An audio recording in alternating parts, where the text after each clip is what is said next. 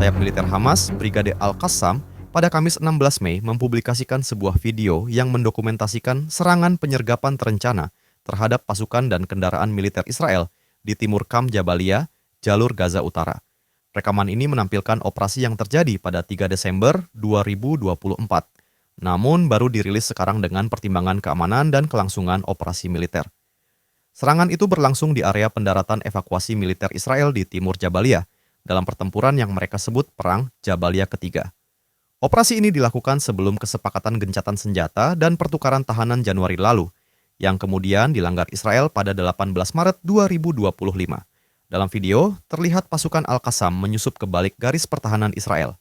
Serangan dilakukan dengan perencanaan matang, diawali observasi ketat, penanaman alat peledak, dan eksekusi penyergapan saat musuh lengah. 2 kendaraan militer Israel dihantam bom jenis Shuas dan television bom, serta rudal anti-tank Yasin 105. Rekaman juga menunjukkan evakuasi panik pasukan pendudukan dengan helikopter militer dikerahkan untuk mengangkut korban. Seorang komandan lapangan Al-Qassam di akhir video menegaskan bahwa operasi serupa akan terus berlanjut hingga penjajahan berakhir. Sejak invasi darat Israel pada Oktober 2023, faksi-faksi perlawanan di Gaza secara konsisten merilis dokumentasi operasi militer mereka, termasuk penyergapan yang menyebabkan kerugian signifikan bagi tentara Israel dan peluncuran roket ke wilayah pendudukan.